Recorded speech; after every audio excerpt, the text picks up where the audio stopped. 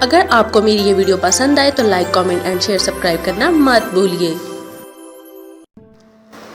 بڑھتے ہیں اگلی ایپیسوڈ کی طرف۔ امید کرتی ہوں یہ ناول آپ لوگوں کو بہت پسند آئے گا، اور اگر آپ لوگوں کو یہ ناول پسند آئے تو اپنی رائے کا اظہار کمنٹ باکس میں ضرور کیجیے گا۔ ہارون الرشید کے دور میں موسیقی کی ترقی اور اشاعت کا راز یہ تھا کہ حکومت وقت ان کی دلجوئی کرتی تھی۔ عباسی خلفاء بعض مغنیوں کو ایک وقت میں 3 لاکھ روپے انعام دیا کرتے تھے، اور برماہ یعنی 3 لاکھ درہم انعام دیا کرتے تھے، اور برامکہ میں اس سے بھی زیادہ مغنیوں کو نوازتے تھے۔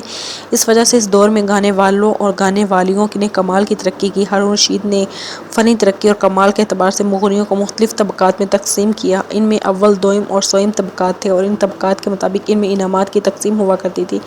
اس کا نتیجہ یہ نکلا کہ ہر مغنی اور مغنیہ شبانہ روز کسب کمال میں مصروف رہنے لگے اور ایک دوسرے پر سبقت لے جانے کی کوشش کرتے رہے۔ اس کے علاوہ ہارون الرشید یہ بھی کرتا تھا کہ جب دربار میں باکمال مغنی جمع ہوتے وہ ان میں مناظر کرواتا تھا، اور موسیقی کے مناظرے نہایت قیمتی ہوا کرتے تھے۔ عباسی خلفاء میں دراصل موسیقی کا یہ شوق اجمیوں کی وجہ سے پیدا ہوا، اس لیے کہ امراء اپنے ملک کی تہذیب و تمدن کے بڑے شیفتہ تھے، لہٰذا ان کی صحبت میں خلفائے عباس میں عرب و سعادت تمدن کو پھول گئے اور ان پر اجمیت غالب ہو گئی۔ اس وجہ سے خلفائے عباس کے عہد میں ایرانی موسیقی کو بھی ترقی حاصل ہوئی۔ عباسیوں کے عہد میں چونکہ فنون لطیفہ نے خوب ترقی کی تھی، اپنے کمال کو چھوڑ کر شاعری اور مصوری کی طرح موسیقی کو بھی چونکہ فنون لطیفہ میں شامل کیا جاتا ہے، لہٰذا اس دور میں موسیقی نے بڑی ترقی کی۔ موسیقی دراصل انسانوں کی طبع اور ان کے جذبات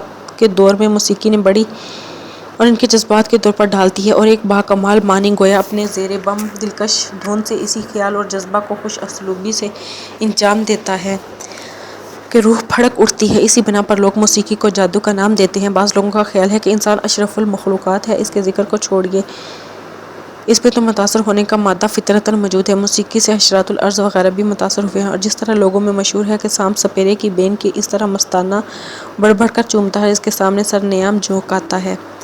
سانپ کے بعد اونٹ پر نظر ڈالیے، اس پر بدوؤں کی حدی خوانی کا بڑا گہرا اثر ہوتا ہے۔ جس وقت حدی لگائی جاتی ہے تو اونٹ پر اگر 10 من بوجھ بھی لدا ہو تو اس کی موسیقی کی بلبلا کر اٹھ کھڑا ہوتا ہے۔ یہ سب کچھ موسیقی کی وہ کرامت ہے جو یہ فن انسان پر بڑبڑی اثر ڈالتا ہے۔ کہتے ہیں موسیقی خود فطرت نے ایجاد کی اور وہی اس کا معلم ہے، اول کا کوئی موجد، اس کا کوئی خاص وطن نہیں ہے۔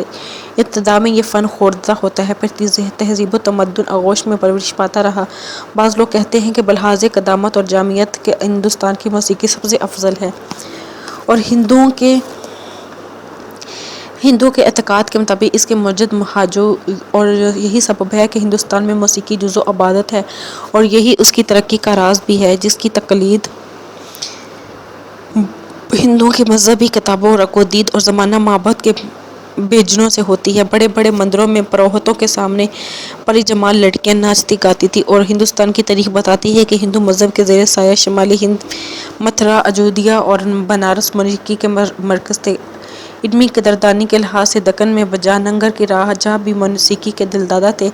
ہندوستان کے بعد مصر و بابل کی موسیقی بھی مشہور تھی۔ ان ممالک بھی موسیقی عبادت کا ایک حصہ تھی، اور تورات و مقدس سے بنی اسرائیل کی موسیقی کا حال معلوم ہوتا ہے۔ حضرت داؤد علیہ السلام زبور بربط پر گاتے تھے، اور ان کے دلکش نغمات کا نام مزامیر تھا۔ اس کے علاوہ مذہبی رسومات ادا کرتے وقت بھی ارباب کمال کی چوکیاں نغمہ سرائی کرتی تھیں، لیکن بیت المقدس کی تباہی کے بعد یہ فن بنی اسرائیل سے جاتا رہا۔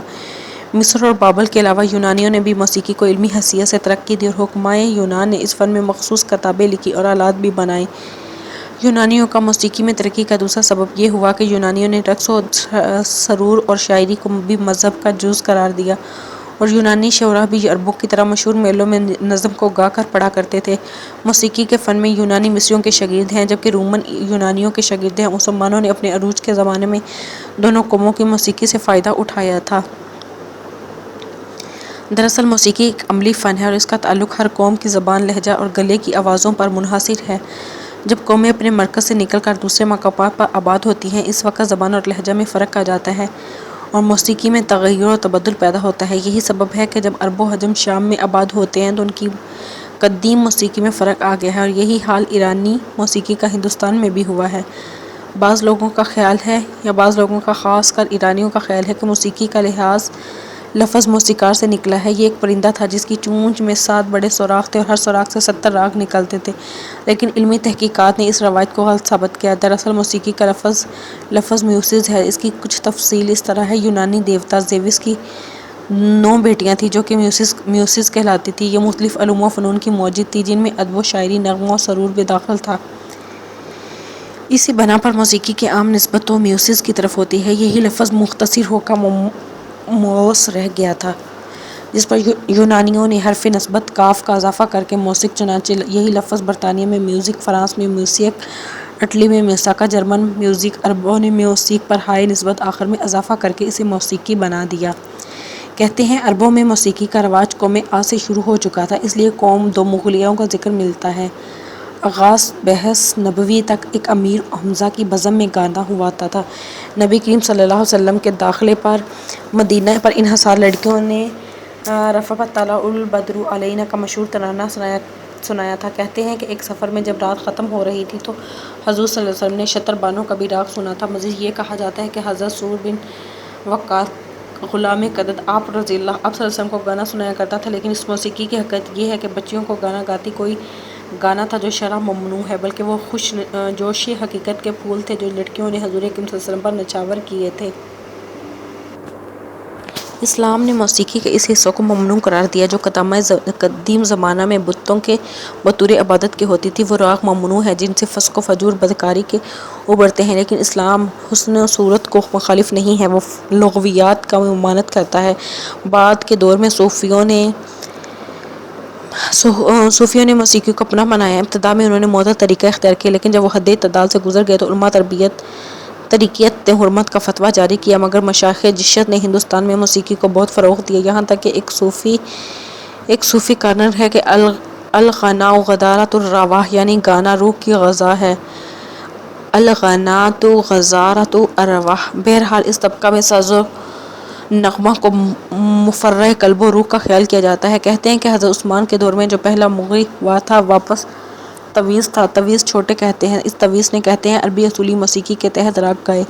یہ غلام تھا، اس کا پورا نام عیسیٰ بن عبداللہ تھا، کنیت عبدالنعام تھی، لیکن اس کے گانے کی اسے تویز یعنی کہ چھوٹا مور کہہ کر پکارا کرتے تھے۔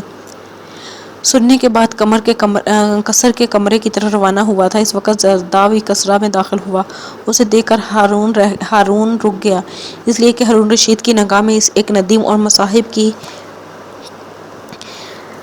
زادراں کی بڑی قدر اور بڑا احترام تھا۔ زادرہ آگے بڑھا، ہارون رشید پر جوش انداز میں ملا اور اسے قصر کے کمرے میں لے گیا۔ دونوں جب بیٹھ گئے تو اسی وقت ہارون رشید کا وزیر مار جعفر برمکی بھی اسی کمرے میں داخل ہوا۔ زرادہ چونکہ جعفر برمکی کے خلاف تھا، ہارون رشید سے گفتگو کرنا چاہتا تھا اور جعفر وہاں پہنچ گیا۔ زرادہ کھڑا ہو گیا اور ہارون رشید کو مخاطب کرکے کہنے لگا، امیر المومنین، اس وقت آپ نے وزیر جعفر مملکت کے متعلق کوئی اہم گفتگو کرنا کی، لہٰذا میں جاتا ہوں، پھر کسی وقت حاضر ہوں گا۔ لیکن ہارون رشید نے زادرہ کو جانے کی اجازت نہیں دی، بیٹھنے کا حکم دیا اور زادرہ وہاں بیٹھ گیا۔ ہارون رشید کی اس گفتگو سے جعفر برمکی کو فکر لاحق ہوئی۔ وہ پہلے ہی زادرہ کی طرف سے مشکوک تھا، سمجھ گیا کہ زادرہ شاید امیر المومنین کے ساتھ ہم کسی اہم مسئلہ پر گفتگو کر رہے ہیں، لہٰذا اس نے ہارون رشید سے جانے کی اجازت طلب کی تو خلیفہ نے اسے جانے کی اجازت دے دی۔ لیکن جعفر برمکی بڑا ہوشیار، بڑا تیز انسان تھا، چونکہ وہ ہارون رشید کے دربار کے سب سے ملازم اور خدام کو جانتا تھا اور لہٰذا وہ سب ان کے اشاروں پر کام کرتے تھے۔ قصر سے نکل کر وہ کچھ خدام کہہ گیا، اندر ہارون رشید کے پاس زادرہ بیٹھا ہے جس کے موضوع پر وہ ہارون رشید سے گفتگو کرے، اسے مجھے آگاہ کرے۔ اس کے ساتھ وہی قصر سے چلا گیا۔ تنہائی میں زادرہ نے تفصیل کے ساتھ گفتگو کی، کس طرح کچھ لوگ ایرانیوں اور عربوں کو آپس میں لڑانے کی کوشش کر رہے ہیں، دونوں کے درمیان نفرت اور تفرقے کی خلیج پیدا کرنے کی کوشش کر رہے ہیں۔ اس موقع پر ہارون رشید نے زادرہ کو مخاطب کرتے ہوئے کہا، جہاں تک ہو سکے اس جعفر سے بچ کے رہنا، کیونکہ میری تم پر خاص مہربانی ہے، یہ جعفر کے لیے رشک خاصت کا باعث ہو، ایسا نہ ہو کہ تم کچھ صدمہ پہنچ جائے۔ زادرہ نے عوض کیا، امیر المومنین کی شفقت اور خیر خواہی ہی میری حفاظت ہے، جب تک یہ مستحق میں کوئی تکلیف کوئی رنج نہیں پہنچ سکتا۔ بہرحال زادرا کچھ دیر وہاں بیٹھنا تفصیل کے ساتھ گفتگو کی ضرورت چلا گیا۔ جعفر بڑا چالاک تھا، جب وہ چلا گیا تو اس نے قصر کے خدام سے پوچھا۔ رشید نے زادرا کے کیا گفتگو کی، لیکن قصر کے کسی خادم نے اس کا پتہ نہیں چلا، اس لیے اس نے بالکل تنہائی میں رازدارانہ انداز میں ہارون رشید کے گفتگو میں کہہ دیا ہوگا، لہٰذا خادم جعفر کو اس کی تفصیل نہ بتا سکتا تھا۔ جعفر اب زادرا اور ہارون رشید کی گفتگو کی جائے بڑا بے چین بے صبر ہو رہا تھا، لہٰذا وہ سیدھا زرادہ کے مکان پر پہنچ گیا۔ زرادہ نے حسب توفیق جعفر کی عزت و تعظیم کی اسے بٹھایا۔ جعفر کچھ دیر تک ادھر ادھر گفتگو کرتا رہا، کسی تمہید کے کہنے لگا، زرادہ آج تمہاری گفتگو ہارون رشید کے ساتھ ہوئی اور میں اس کی تفصیل جاننا چاہتا ہوں۔ زرادہ نے جعفر کی اس گفتگو کو سخت ناپسند کیا اور کہنے لگا، یہ زیب نہیں دیتا کہ امیر المومنین کے راز کسی غیر کو ہوں اور غالباً تم بھی اس کو جائز ہی رکھو گے۔ جعفر نے جب اصرار کیا تو زرادہ بھی برہمی کا اظہار کرنے لگا، اس پر جعفر خاموش رہا، اس کے مکان سے رخصت ہو گیا، اس کے جانے کی بعد کہتے ہوئے اور جو گفتگو جعفر نے اس کے مقام پر کی تھی اس کی تفصیل بھی رشید کہہ دی تھی۔ زادرا کی اس گفتگو کے جواب میں ہارون رشید اپنے وزیر جعفر بہت برہم ہوا، زرادہ سے کہنے لگا کہ جعفر تمہارا دشمن ہو گیا ہے، لیکن اطمینان میں اس کے سوا اور کچھ نہیں کہے گا۔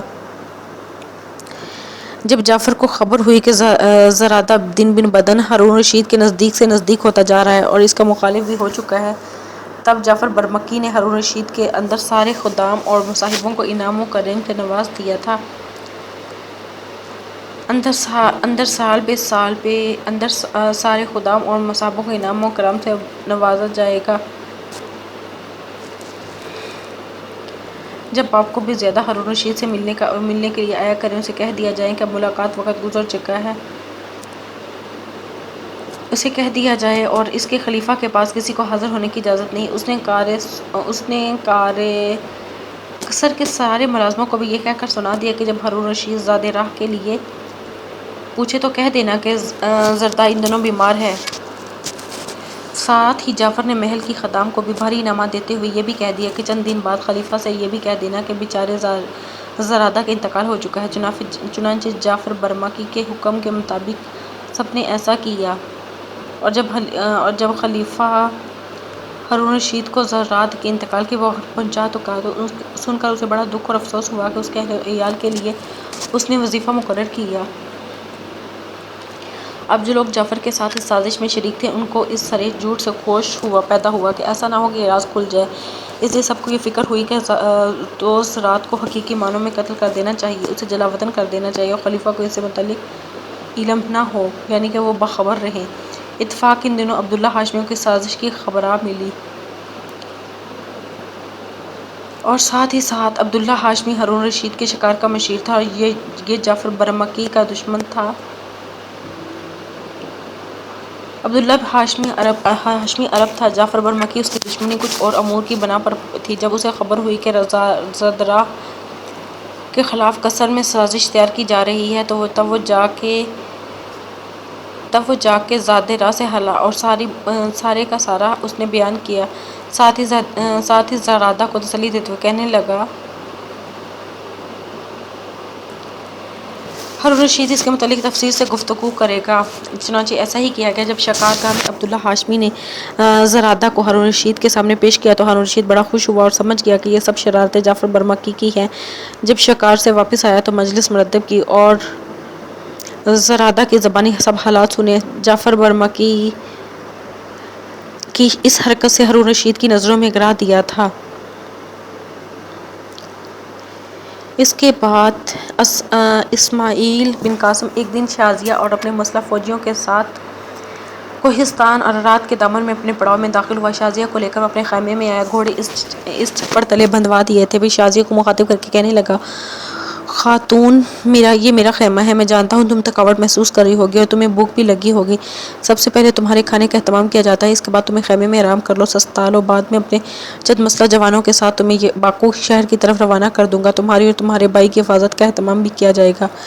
شازیہ اسماعیل کی اس گفتگو کا جواب دینا ہی چاہتی تھی کہ خیمے کے دروازے پر ایک جوان اور اسماعیل بن قاسم کو مخاطب کر کے کہنے لگا، امی تھوڑی دیر پہلے خرر کی شالی کا ایک قاصد آیا ہے، اس کے پاس ایک خاقان کے خط آیا، وہ آپ کے نام پر ہے، وہ خط آپ کو پیش کرنا چاہتا ہے۔ اسماعیل بن قاسم نے کچھ سوچا، پھر کہنے لگا، لگتا ہے یہ خاقان شالی اپنے مختلف لشکروں کی تباہی کے بعد جنگ کی کوئی نئی طرح ڈالنے کا عزم کیے ہوئے ہے، تم چلو سارے سالاروں سے کہو کہ وہ خزیمہ بن حازم کے خیمے میں فوراً جمع ہو اور میں آتا ہوں۔